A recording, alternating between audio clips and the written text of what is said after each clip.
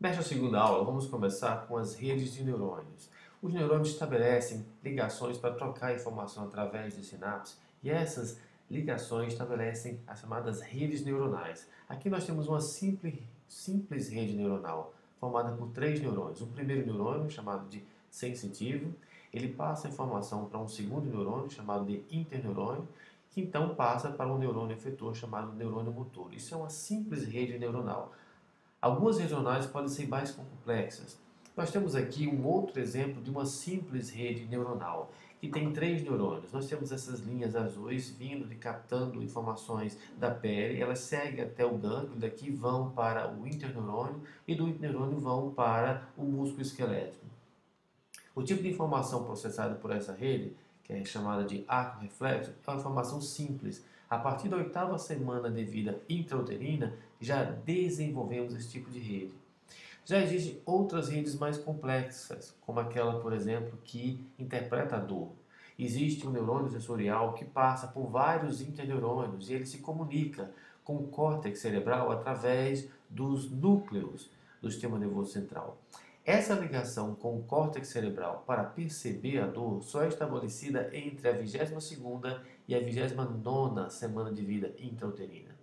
Há várias implicações com relação a essa capacidade, no momento em que o ser humano percebe a dor. Implicações para definir o início da vida. A ciência considera que a vida começa quando o ser humano é capaz de sentir dor. Há implicações com relação a aborto, com relação aos direitos, quando uma pessoa teria os direitos civis, quando ela passa a sentir dor, quando ela passa a ter a capacidade de sofrer. Aqui nós temos uma representação das redes neuronais, elas que são a representação física da mente. Nós temos diversos grupos de neurônios participando de diferentes redes neuronais, responsáveis pelas diversas inteligências. A inteligência matemática tem uma rede neuronal. A inteligência artística plástica tem uma rede neuronal. A inteligência artística musical, a cinética ligada aos esportes também tem uma rede neuronal. O relacionamento interpessoal. E nós herdamos dos nossos pais, nossa carga genética, já uma determinada eficiência em cada uma dessas redes. Também são representados pelas redes neuronais os traços da personalidade. Perdendo uma dessas redes neuronais, perdendo os componentes físicos, nós perdemos a capacidade de processar bem as informações. Vamos agora passar para uma outra classificação do tecido nervoso, que é aquela que considera como os neurônios estabelecem suas sinapses. Então nós temos aqui à esquerda representando o sistema nervoso central, com a sua substância cinzenta e branca. Veja que na primeira linha nós temos a divisão somática. Todos os axônios são mielínicos e vão estabelecer sinapse com o músculo esquelético. Aqui embaixo nós temos a divisão autônoma. Então nós temos a divisão autônoma simpática, em que o axônio pré-ganglionar ele é mielínico, ele é curto, estabelece uma ligação com um segundo neurônio no gânglio e daí tem um outro axônio bem longo amielínico.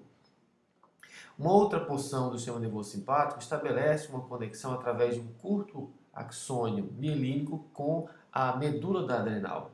E nós temos a divisão autônoma parasimpática, em que o axônio pré-ganglionar mielínico ele é longo, estabelece uma ligação com o neurônio ganglionar, que por sua vez emite um axônio curto amielínico.